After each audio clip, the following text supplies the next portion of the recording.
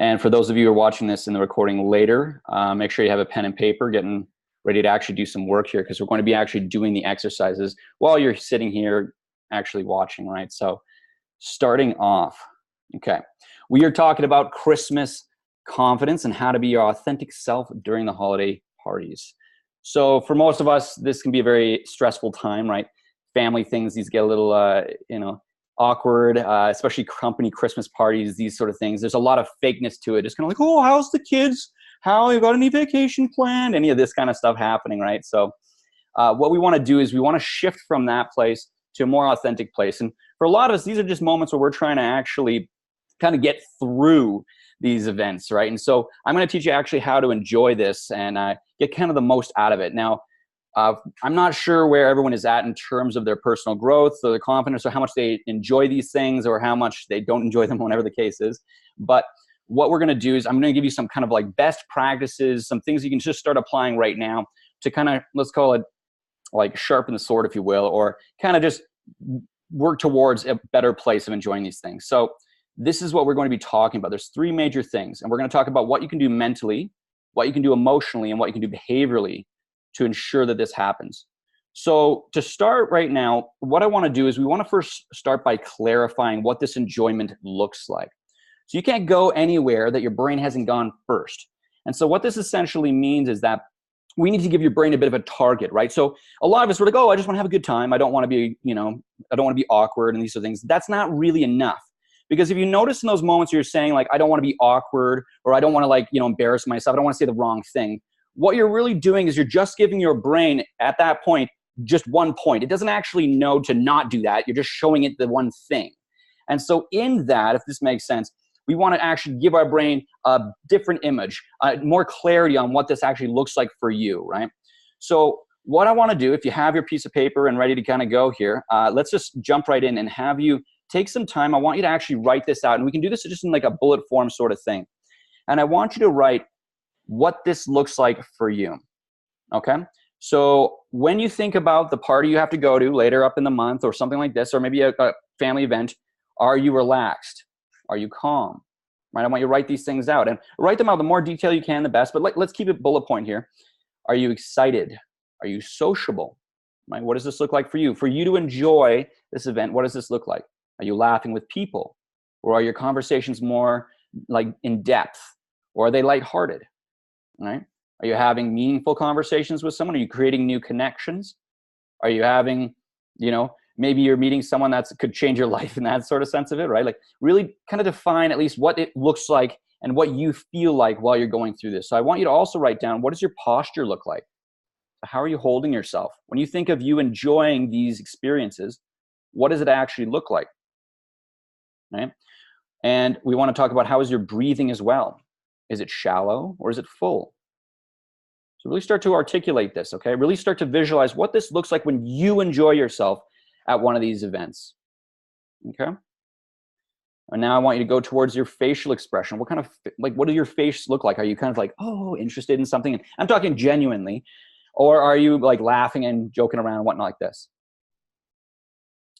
Now, I want you to also ask yourself, are you building better bonds with people you already know, or are you making new connections? So really articulate this as well. And this is something that, like I said, you want to build up as much as you possibly can. The clearer you have this image, the clearer the target is for your brain to hit later. And so these are just things that we can do mentally just to kind of, it's not a pre-rehearsal, but it's more you actually just articulating in detail what it is you want. And until we have that in detail, even if it's just an emotion or an experience we're hoping to have, it'll be very difficult for us to hit that if not. And like I said, if we're just aiming at not having, not messing up or not embarrassing or anything along these lines, that's a little trickier for the brain. That's kind of, you're preemptively telling yourself, like, I'm going to fuck up, like essentially, right? Or I'm going to embarrass myself. So once we have this, and if you've been doing this right now, what you might be noticing is that you might actually start feeling a little different. You might actually start to feel a certain way when you're doing this practice, right? And if you're taking this seriously and stuff, you'll actually start to be able to articulate what that feels like for you, if you can start to image it. And this is what this is what I want you to kind of start to acknowledge and start to feel, because we're going to get more in tuned with this. But at least for in terms of like the more mental details that you're articulating about this, like I said, your breathing, your facial structure, you know, how your conversations kind of look. Are you genuinely interested? Like, what does that enjoyment look like for you? The more you're articulating this, you'll start to find that more details are actually popping up as you do this. It's kind of like a spiraling effect. And that's because as your brain starts to like, you know, kind of like call it articulate that little point, that a point will start to grow. It'll start to make that possible. Because your brain is really just trying to get you to this place. So when we put something in the future about how we want to see it and we actually articulate it, the brain has to fill in the gaps to go from A to B. And so what it'll start to do is make up scenarios like, oh yeah, I could be talking to this person or I might meet this person, these sort of things. And this is actually good because what we're trying to do, like I said, is at least aim towards something a little more productive. So this is what we want to start doing mentally first beforehand. Like I said, there's other ways to kind of go about this, but this is just kind of an easy thing you can start with to really get the ball rolling in terms of, you know, how to enjoy yourself when you're actually at these events. So when we start to articulate that, when we actually start to have a clear image like this, you'll start to notice things like different thoughts that pop up that are aligned with that, right? So you might even notice, like, as you say, for example, if your event's happening in a week from now, you might actually notice two people chatting and stuff, and you're like, and it kind of looks like a fun conversation and such. And as you think and as you see that, I want you to start identifying with it. And you can just do this very quickly by saying, that's like me, just to yourself. As you see something that you really like, or something that you want to now start to identify, like, yeah, I'm actually this kind of person. I'm more of this sociable person. I enjoy these social events and stuff. As you see anything that resembles that, I want you to now just start to say, that's like me, just to yourself, very simply. And what this is really doing is this is really helping you kind of articulate a new self-concept. And it's these self-concepts, how we feel about the things we see in our external environment, that dictate our confidence. So when we start to see someone maybe messing up socially or something, and we're like, oh, I feel bad for him, right? That I mess up all the time, I'm socially awkward. You start to think about these sort of things. That's a bit of a self-concept, right? And we can relate to anything from beliefs to objects, right? Like seeing a t-shirt or something and going, oh yeah, that's like me or that's not like me. We can see this sort of thing. But as well, how we kind of take advantage of this and kind of drive it ourselves is by just consciously saying, that's like me to the things we do like, and that's not like me to the things we don't like. So that's kind of a simple thing you can start doing until these events come up. So let's dive into kind of the next thing here. I'm kind of blasting through this, and I hope you guys as well are taking notes and such. But let's see here. So just by doing that alone, we rewrite our self-concepts, and this helps our brain have a target to aim for. And as well, when we talk about this, let's see. Next thing we want to talk about here in terms of what we have to do mentally first is we have to recognize that in order for you to have an experience like that, where you're actually enjoying socializing, where you're actually enjoying these events, you're going to need a set of beliefs that precede that. So what this essentially means is that you need to have a series of beliefs that you believe and that you think about in the world in order to have that experience. And so what this is going to really look like, oh, I'm getting another person here. All right. How's it going, Nicole? You're jumping right in. Like I said, it's all right here. We got, there'll be people jumping in as we go here. But what I was saying here, let's see. So what this kind of looks like is essentially that you have beliefs that are preceding experiences. So your beliefs about what those events are going to be are going to give you that type of experience you're looking for. So let's ask another question, right? So what would you have to believe in order to experience a good time socially? Like really think about that. What are the beliefs you'd have to have about socializing, about Christmas parties, or these sort of things to really get that experience? And so I'll help you guys out here with this one though. But as you start to do this, let's see. Yeah, we're going to help you give your brain some references here to work on. But I want you to at least write down 3 core beliefs and what these beliefs are going to be, and do this honestly for yourself as well. But and it's fine too, because a lot of this can sometimes look egotistical when you're doing it, and that's totally fine. Just run with whatever's honest for you, right?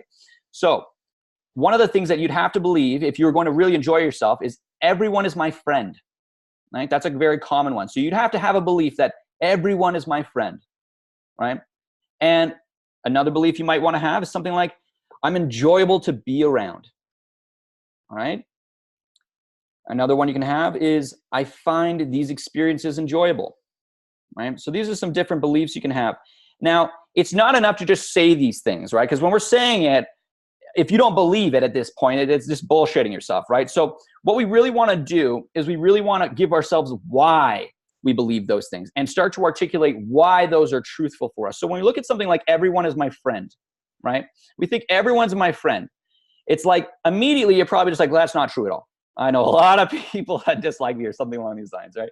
But in order for you to obtain that belief, we need to start to create reasons, or almost we're going to call it just data for your brain to support that belief. And so some things you can write down, and these are going to be more particular to you, but what this will look like is something like, everyone's my friend because I'm a friendly person, because I wish everyone well, because, experiences are better in groups, right? And people want to enjoy things, right? And because I care for others, right? You can just write a couple of these things down. And a lot of this stuff seems kind of, it seems pretty obvious, but why we're doing it is because a lot of people don't do it. Common knowledge stuff where it's just like, oh yeah, I know it, I get it, I'm doing it, right? Oftentimes until we actually sit down and do the work and we consciously are like, okay, why is everyone my friend? And you start to really ask your brain these questions so that it pulls out answers. It's not until that moment that these sort of things sink in. And your brain doesn't really have a preference in this. It's just taking data. And so really you can feed it whatever you want. And so that's why we're going to consciously do that right now. So I want you to take some time right now and answer these, or give yourself reasons for why these things are true, which is everyone is my friend. I am enjoyable to be around, right? So for that one, it'd be like, because I'm confident in who I am and what I want. And so other people can, I can accept other people for who they are, right? Because I recognize who I am, and I'm not challenged by that. And so in doing that, I feel okay to accept other people's differences, right? And that's a true element of someone who's very confident, is that they can handle differences. When people can handle differences, they need people to be just like them. That's where you start to see the cockiness and stuff like this come out, right? They're constantly challenging people. But what you want to do with this, when you're saying, I'm enjoyable to be around, and you're answering those questions and you're giving your brain data, start to really believe this. Start to give yourself some reasons, right? It's like, because I can accept people for who they are, right? I'm okay with that. I'm okay with who I am. I'm okay with who they are, right? I don't need anyone to be just like me or anything along those lines. And that could be one reason. Because another reason could be because you enjoy yourself and you like to share that energy with others. You find yourself funny, right? And you probably crack jokes to yourself all the time, right? And you're like, I enjoy some of the jokes I say and such. So this could be another reason, right? Write this down as well. Another thing is that you generate your own fun. You're self-amusing, right? This is another positive trait. If you're just kind of left alone sort of thing, I'm sure you can kind of like sit around and just like find things that are funny, enjoy yourself, this sort of stuff. So that's going to be another reason as well there, right? For I'm enjoyable to be around, if that's your belief. So another one too, if we actually look towards, I find these experiences are enjoyable, all right? Well, what we can look towards is, okay, well, why? And start to give that some reasons. Well, it's because, I love, watching people get wasted at parties. That's a fun reason, right? It's fun to watch the drama unfold. It's fun when the boss goes to the dance floor or something like this, right? So whatever the reasons are, then you can just be honest with them. Like, just tell yourself why these experiences are enjoyable.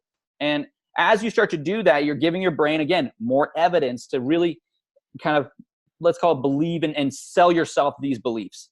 And then you're going to have some of your own, right? So when I ask the question, what would you need to believe in order for you to enjoy these experiences? I want you to make sure you're answering and giving yourself some data for that. Okay. And you could actually spend quite a bit on this, but like I said, I want to kind of like blast through here and, kind of give you as much information as possible. So these are just two major things you can do mentally, right? So that is essentially, like we talked about, what are the beliefs you need or what are the beliefs you need to have to actually experience that? And what does experiencing enjoyment for you look like in these scenarios? And state it in the positive as well. So it's, like I said, we don't want to have something where you're kind of anxious and you're just like, oh my God, right? Like, that's not what we want here. And where you're like, I enjoying myself is just not embarrassing myself. Like, that's not good enough. It has to be something stated in the positive, okay? So if you can do those two things beforehand, that's kind of the mental works that you can kind of use to get the ball rolling. And we start cognitively, because what happens is if we can go there first in the mind, it's a lot easier to go there emotionally secondly. So next thing we want to talk about in this is what we can do emotionally to ensure that we have a good time here, okay? So what I'm going to be talking about is authentic communication. And so when we're jumping into this, what a lot of people experience when they're actually at these events is it's exhausting. right? So they find that they wear them out, right? It wears them out to be in these sort of things, right? And you might find that as you go to these events and or say, for example, even like networking events or anything along these lines, it might drain you. You might feel exhausted after, like you're just like, it's just like, you're being polite, you're having conversations like, oh, okay, how's that going, da, da, da. And that makes you feel drained after 2 or 3 hours of that, right? And so the reason people feel this sort of sensation when they feel exhausted socially, even if you're introverted in this sense, is because you're getting something called persona fatigue. And it means you're holding up a persona, and you're projecting that onto the world. It's not authentic. So the reason we do this is because we believe it's socially expected of us. Oh, we get another person joining here. Awesome, welcome. So one of the reasons people, and like I was saying, is people feel exhausted in these experiences is because of this persona fatigue. It's because they think they need to be a certain way. And so what we really want to look towards is how do we shed that persona and actually come at this more authentically? This is something that you do emotionally. And so essentially when we're looking at this, think of it like this. It's like if you have a job at the mall or at the bank or something like this, and you have to put on kind of a customer service front where you're just like, hi, welcome to the bank. How's it going? Oh, yes, Mr. Customer. No, Mr. Customer. And that after doing that for a while, you're going to feel exhausted. And so that's because you're holding a persona that's not authentic to you. Now, the reason we do this is because we think we have to.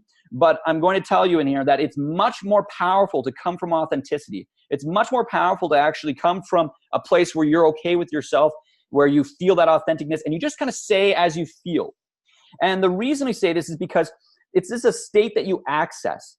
And all of us at any particular given time can access this particular state. It's just that we get in our own way with things.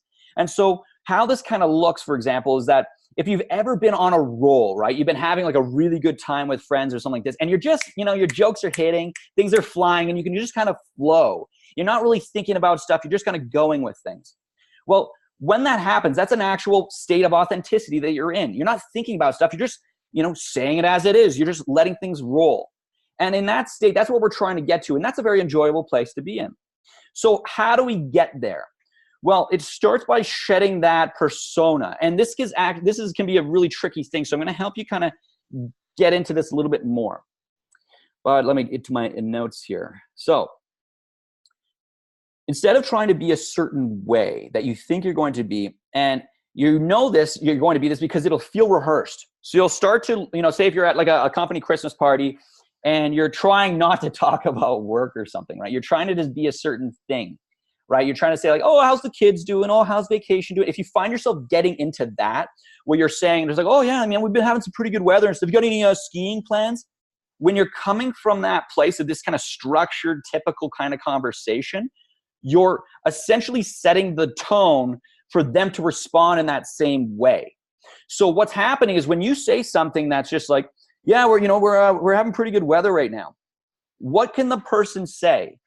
They're just going to say like, oh yeah, we are. It's I'm kind of looking forward to maybe getting some skiing. You're only allowing for inauthentic conversation, and this is what a lot of us are habituated to doing.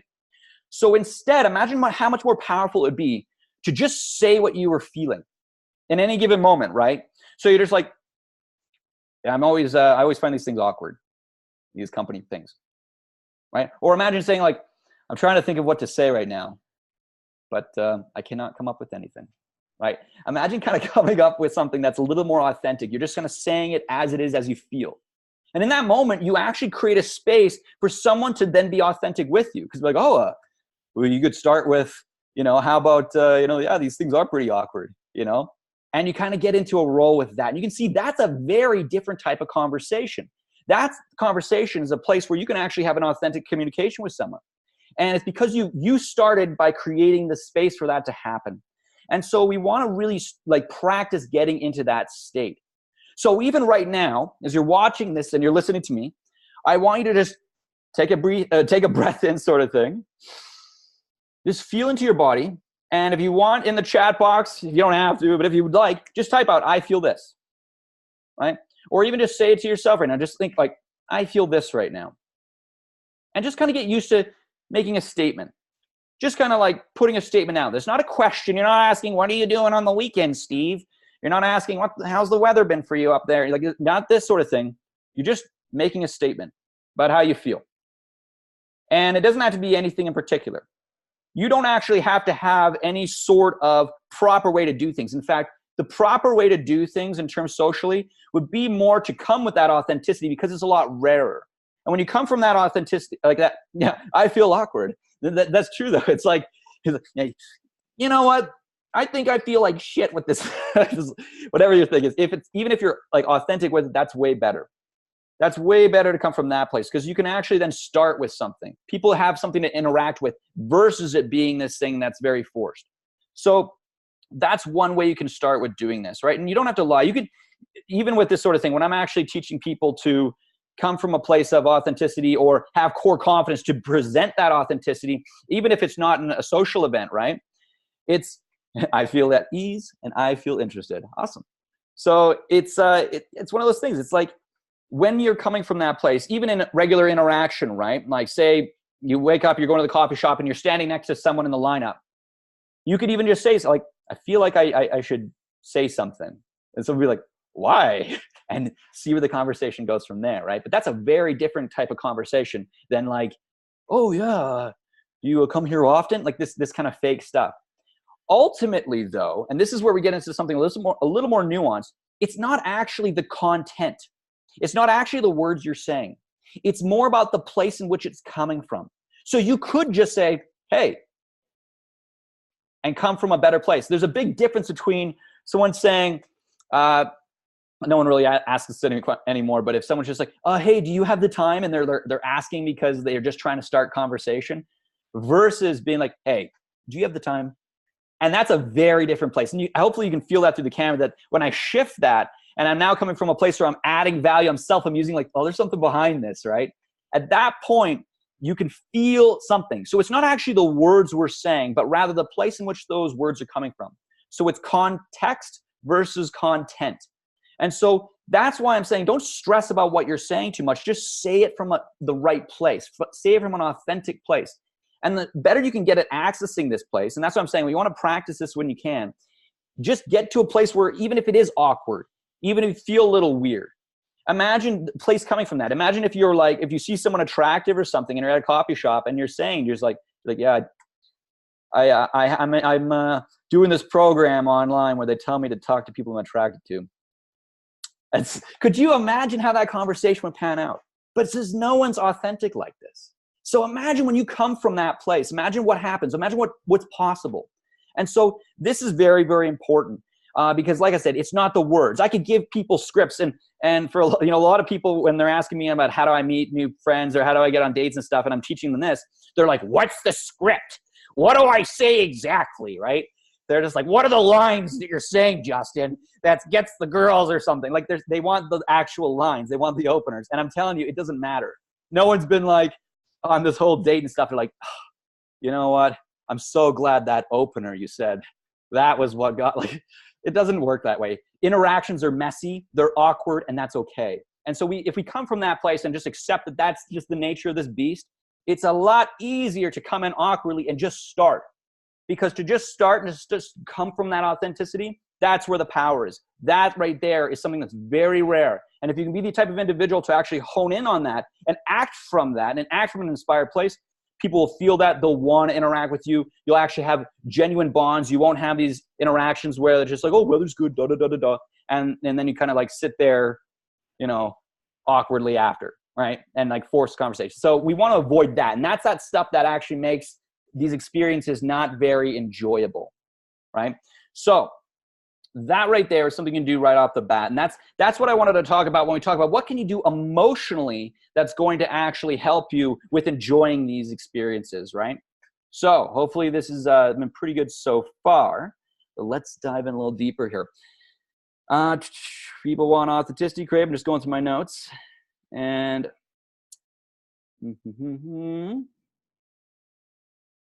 so, yeah, if you've looked at what we've covered so far, we've really talked about the thoughts that you need to be having. We've talked about the emotions that you should be feeling. And now what we're going to do is we're actually going to explore the behaviors. So these are things you can actually start to execute on behaviorally to really take advantage and soak all this in and actually work with it. So these are some behavioral things that as you start to implement will get the ball rolling, right? So for a lot of us, what we have to recognize right off the bat is that how the mind's natural pattern works is that we first get a thought that leads to an emotion. That emotion then leads to a behavior, which leads to a new set of thoughts. And what most people are doing is they're trying to fight this, right? So you're like, I should say something, I should say something. And what's happening in that moment is you got the thought that you should say something. That's producing the emotion, which is most likely anxiety. And what do we most likely do? Instead of that, anxiety should lead to a behavior, but instead we're trying to go backwards. So we're like, no, there's no reason to be anxious. More anxiety. No, there's, this is fine. This is fine. And we keep trying to fight backwards. If we go with the natural flow of how our brain wants to go, which is thoughts to emotions to behaviors, what we can start to do is work with that. So that anxiety equals act. Now, the problem is we get stuck in our heads, right? So this is easier said than done, where we find ourselves overthinking, overanalyzing, and we're feeling a little stifled. Another thing that comes up when we are in these social environments is there's a lot of stimulus. And so it's very different right now if you're just at home watching this and you're in an environment where there's very little stimulus. There's just the screen, you hear me talking sort of thing, right? And it's very easy to kind of be like, oh, okay. But what ends up happening is when we go into like nightclubs, we go into bars, we go into these social environments, we go to these holiday parties, there's bloody Christmas lights going on, there's music happening, there might be dancing, there's people, there's noises, there's this sort of stuff. And all that stimulus can force us into our heads. And so we want to get out of our heads with this. Now, what will end up happening is it forces us into our heads. The only way out of this is through action. So one of the things that you're going to notice, and if you're familiar with any of my content, you already know that the biggest thing that I preach sort of thing is overwhelm the thinking mind. And so we want to overwhelm our minds with tons and tons of action. So what does action look like in this sense? Well, action in this sense is talking to a new person. Is the moment you get that feeling, I should. And you'll know this. And the one thing I want to point out too is that these sort of momentums start before the event. These momentums start from the moment you wake up, right? So the moment you get up and maybe you go to a coffee shop, it's in that moment right there. And you might have the plans later in the night, but it's at the coffee shop when someone's taking your order. Instead of doing that sort of thing, just use that as an opportunity to practice that authenticity, to use that to just kind of try and let a conversation flow, right? And you're not bothering anyone. You're just, as long as you're coming from a place of authenticity, people don't mind it because it's rare. If you're coming from the wrong context, if you're coming from a place of like trying to force this conversation and they can tell that, it's going to feel exhausting for them too. And that's when you bother people. So one of the things that really is powerful is practicing that authenticity in the moment, like literally in every moment you possibly can, so that you start to habituate it. So if you have an event that's coming up in like a week or 2 weeks or something like this, if you practice this up until that point, by that point it should be a little bit more habituated. It's easier to get into that state. So why we want to habituate these things behaviorally is that when we get into environments where there's lots of stimulus happening all the time to us, and it's natural for us to kind of, oh, we got another person trying to get in here. Let's see. So when we're in some sort of scenario where there's a lot of stimulus happening, and it's easy for us to get back into our heads and we're just like, oh, okay, and you're not enjoying yourself. We need to habituate getting into that authentic state. We need to habituate getting into a place where we're just a chatty, sociable person. And that starts at the beginning of the day. That starts at every single moment. And you'll know this. You'll know this because it gets progressively harder if you don't take action on this. So like I said, say you're at the coffee shop. That's the first people that you interact with for the day, right? And if that's the case, then, or even let's say you're driving to work or something and you just look and you see someone who's looking at you in the traffic, and just kind of give them a little like, hello. It could be literally anything. Just do anything to get the momentum going. And even if you're ordering your coffee, instead of just being, oh yeah, I want this. And they're like, okay, thanks. Just literally take that little extra effort to just be authentic. And it's like, and it doesn't have to be like the typical, like, how's your day going kind of thing like this. It could just be that authenticity. So whatever that feels like for you in that moment, right? And it could just be a genuine thing of like something you enjoy about, their uniform, or it could be anything. Like I'm saying, it has to be authentic to you in that sense. So that's why I'm hesitant to even give you the scripts of it, right? But you could even just say like, hey, how's your day going? And it comes from a different context. It comes from a place where you genuinely are like, okay, like, which is, I'm trying to think of what to say. And it's like, whatever it is, right? So, or even just say like, you can complain. If that's your personality type in one sense of it, you're like, I am exhausted. right? And just come from that, right? That's fine too. So just the point is to practice the authenticity. So from that place, if you do this right from the beginning of the day, you'll notice that if you continue on this, you just get into that flow state. You just actually permanently stay in there. Now, the best and worst part about this sort of state is it resets every single time you go to bed, right? So when you wake up, if you were having a killer night and you were in that state, the unfortunate thing is you start from scratch to begin with. But the best part about this is if you're having a shitty night, it starts from scratch in the beginning, right?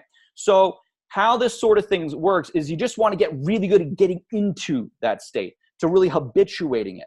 And so that's the kind of point I'm trying to make with this. So that will actually kickstart a momentum. And if you actually come from that place of trying to kickstart that momentum, you're going to find that by the time you hit the party, you're like, let's do this, I'm ready to go, sort of thing. And you're just naturally sociable.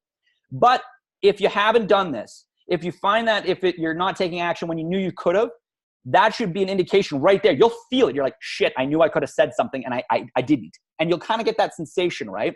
When you feel that, that means that the next time you definitely got to do it, or go back and correct it, even if it's weird. The raw reality of this is that people don't really care as much as we think they do. They're mostly concerned with what's going on in their own lives. They're mostly concerned. If anything, even if you totally embarrassed yourself, you gave them something to talk about with their friends over dinner. And that's it, right? It's not like they'll be like, oh my God, Justin did this thing and I saw him and let's get the pitchforks and torches. That shit doesn't happen, okay? But it kind of can feel like this. So Megan's cracking up over here. But essentially what this sort of looks like is if we can kind of get over that and recognize that, like, yeah, this shit's going to be messy and it's going to feel a little awkward and weird. And we can just accept that.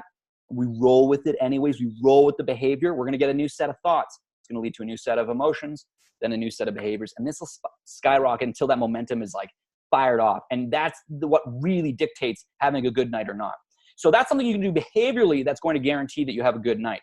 And like I said, if maybe the first interactions you've had are going to this party or something, off the bat, keep going. And this will be a little weird to say, but if you can feel the conversation becoming inauthentic, step away. Step away from the conversation. Go and start a new one.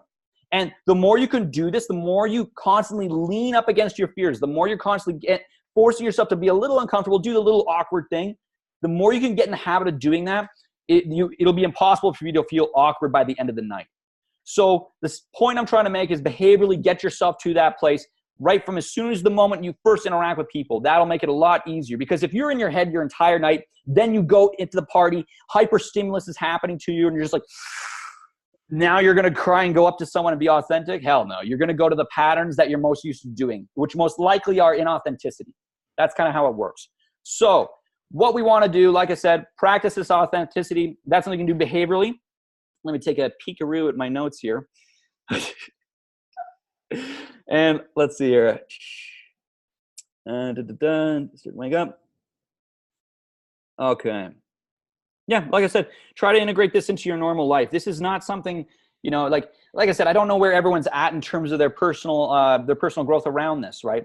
A lot of people might be at a place where, they maybe just have some light social inhibitions, and these sort of things will knock it out of the park, no problem. If you have a lot of social anxiety though, and this is something that's more of an issue with you, set the expectations clearly for yourself, right? You recognize that this is a bigger issue for you, where you are panicking every time you go into these environments. Okay, there's going to be a little bit more work here. This is more of a lifestyle change for you, right?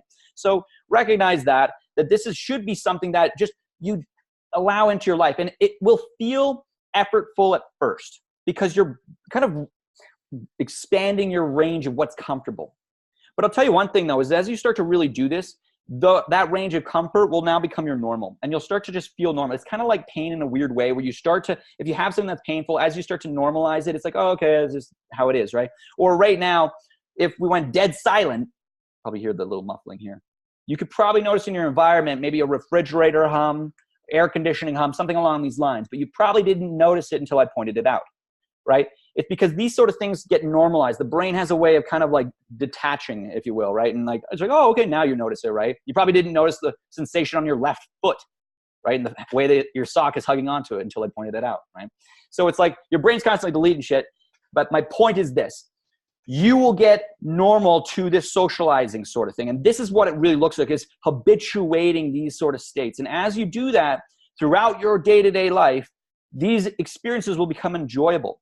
And when they come from an authentic place, at first, if you're very, very anxious sort of thing, the first goal is just to be able to do it. That in itself is a win. The second goal after that point, if you can start to do this, looks like becoming authentic with it. And so just recognize that there's different levels to growth on this. Recognize that this is something that, it's going to look different for everyone, and set your own expectations for this. But hopefully, guys, this is, let's see what I got here. I think that's all the major points I had for you guys. I'm kind of blasting through this. I did book the 2 hours on this, but I kind of reckon there might have been questions. I can unmute people if you'd like, or you can ask it in the chat box. But outside of that, though, guys, hopefully this is, I've been rambling for too long on this topic here, but hopefully you got a lot out of this. And yeah, I'm trying to keep this as simple as I can, but let's ask some more. If anyone has any particular questions, I can tackle those.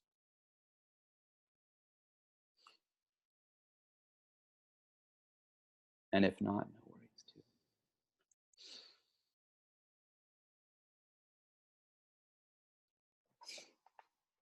I have a question. How can I be my authentic self around a particular family member that's quite rude to everyone? Okay. So this is going to look a little differently in this sense. So when we come from authenticity, when we come from a place of just saying it as it is and just feeling it as it is and stuff, you'll notice that when someone's particularly rude to you, you're not authentic, right? You'll notice you're probably just saying what you think you should say because it's socially intelligent or something along these lines. When we're coming authenticity, you can recognize that you're doing something for the enjoyment of it.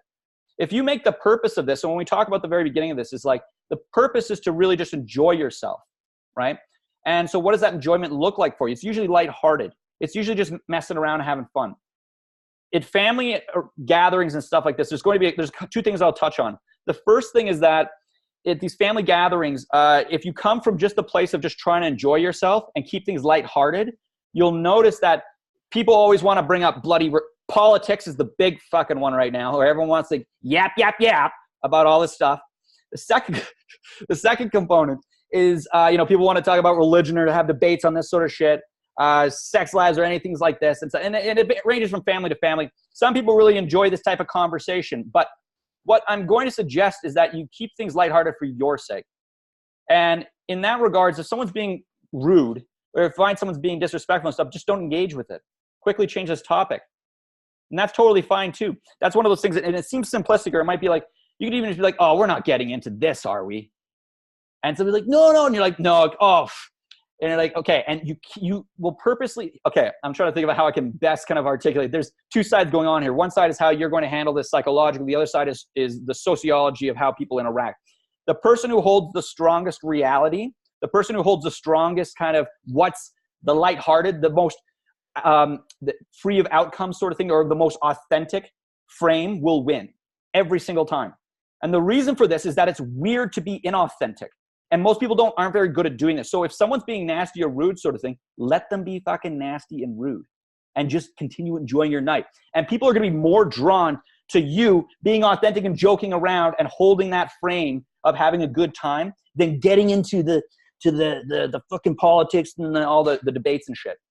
This is a very nuanced point. This is actually a trickier one to implement just off the cuff here. But what I will say is that the person who holds the strongest reality, the strongest normal, that's what the dynamic is.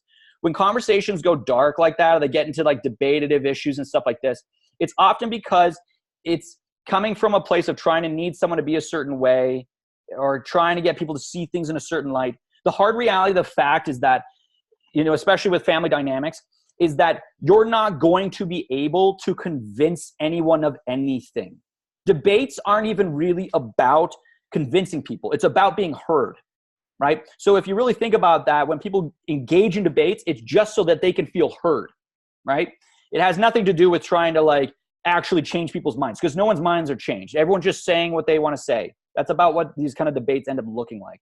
And so in these sort of scenarios sort of thing, recognize that realistically, if it's like parents or something like this or grandparents, they grew up in a particular generation with a certain social value and a culture that they were socialized within. Culture has since evolved Your parents grew up in a particular culture with its own set of values that they're socialized in. And then you grew up in a particular developmental culture as well. And then people who might be younger than you, they grew up in a different culture. And these cultures typically don't like each other. They're going to argue because what ends up happening is that one culture, as culture develops, it will consistently try to, let's call it, fix the problems of the prior culture. And this continually happens, and this is how cultures evolve. So what will happen here is that you're going to constantly look at older generations and be like, that's absolute crap. But you also might look at younger generations and be like, you don't know what you're talking about. You don't understand this. That's what it always looks like. So just recognize that there's no real winning in here. The person who wins is the person who remains authentic, right? And so if you kind of know in advance the emotions you want to experience that night, keep your focus on doing that. Keep your focus on inviting people to join you in your own fun. And I'll point something out as well here. So like in my own family dynamic sort of thing, like, oh man, people want to go into politics pretty intensely, and it's very polarizing in my household, right? It's a touchy topic. I personally don't really have any, I don't like talking about politics. I don't know much about it. I don't believe I could even be properly educated on it based on information that's out there. So for me, I'm kind of like hands up. I don't really, it's like whatever. But people really want to get into it. So you might have dad watching Fox News. You might have, my sisters going online and looking up their own stuff sort of thing, right? And they're watching different things, and they're getting conditioned in certain ways to really hate and demonize the other sort of stuff, right? So that's enough, Justin. That's enough. Just drink. So ultimately, though, the major point is just that you're going to be able to, if you hold the stronger reality with this and how I manage these sort of environments, I just make sure that I'm holding the authentic frame. I'm the one that's bringing the lightheartedness. If it gets into that, I'm like, get out of here with that. And it's like, let's go have some eggnog. Let's go do this. Let's go talk about this or something like that. And I'll change the topic. And you'll notice that if you're coming from that better place, you're coming from that lighthearted frame, everyone knows this. Everyone can feel that. Nobody really, there's a part of our egos that's like, do it, get into the fight, say your 2 cents. Everyone wants that, right? But there's another part of you that if you're holding that stronger part, just don't engage with it. And it's going to happen regardless of you. That's another point. You're going to have, your aunt and your grandpa fighting or some shit. Just don't engage in it. Do your own thing in a different area of the house. Keep it like that, right? Just literally walk out. I mean, that's as simple as it is, right? Let's see here. I can talk about that one forever. That's long. Makes sense. I was always wondered, what's your advice on drinking at family events if the conversation gets too hard? I feel like I could have started with that.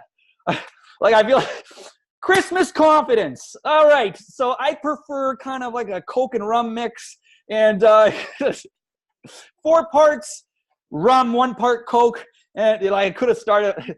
That's it. There we go. Right. It's like I could have went with that. Do your thing, right? I mean, it's Christmas time. You could totally do it. Literally, what does enjoyment look like for you? Don't worry about what everyone's doing, if they're getting along or anything like this. Just come and enjoy yourself. And drink if you want to drink. Don't drink if you don't want to drink.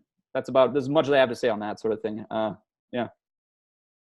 It's always like if shit's just hitting the fan over there with Auntie Susan, or something like this, right? You're watching all this stuff.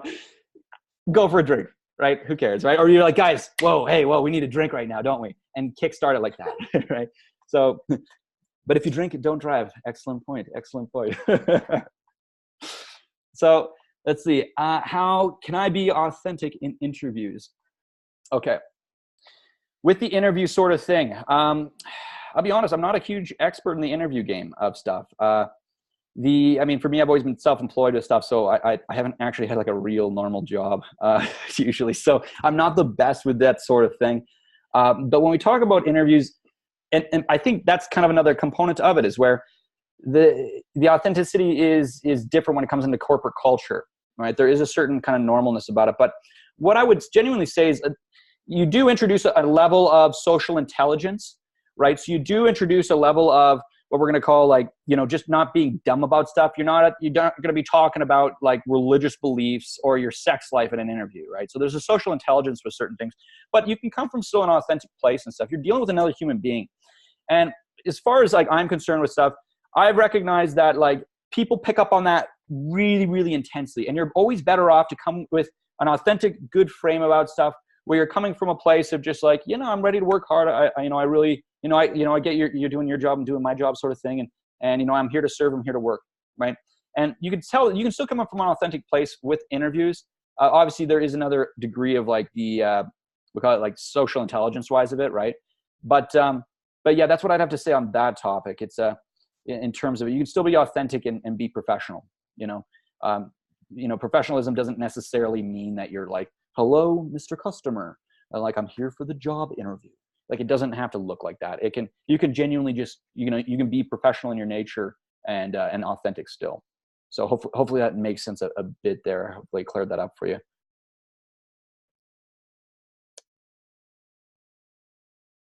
All right. If there's no other questions. Cool. All right, guys. So what I'm going to do as well here, and thanks for kind of playing full bore with me. I do have, I'm given as kind of a gift as a thank you for coming on to this sort of thing. If you'd like, I give away a 30-minute consultation session sort of thing, coaching session. Feel free to schedule that if that suits you. If you'd like to talk more one-on-one about a particular issue, we can dive into that. Other than that, I put that in the chat box too. I can email that off to everyone afterwards. But hopefully you guys got a lot of value out of this. Hopefully this was a little bit of entertaining hearing me rant about these topics. And, don't drink and drive. Thank you, Giselle. But in the final point, welcome to Christmas. Here we go. So, that's what I have for you guys. Just cracking up, mate. So, thanks for again coming through here, guys. And for people who are watching the recording of this, hopefully you got a lot out of this. Make sure that you guys do this work. It's easy to actually just kind of listen to me rant on this shit. The biggest secret about personal development is to just do the work. So when somebody says meditate for 30 days, meditate for 30 days. And someone says, write out these exercises, write them out. We always think oh yeah, I get it. But it's not actually until we actually do the work. Personal development is only as good as the behavioral change it causes. If it doesn't do that, I'm just entertaining at that point. This is just like mental masturbation. That's essentially what it is, right? So pretty much do the work. That's the only way you're gonna actually get the results. Take action, do the mental work, practice getting into that state on the daily, and have yourselves a wonderful holiday season, everyone.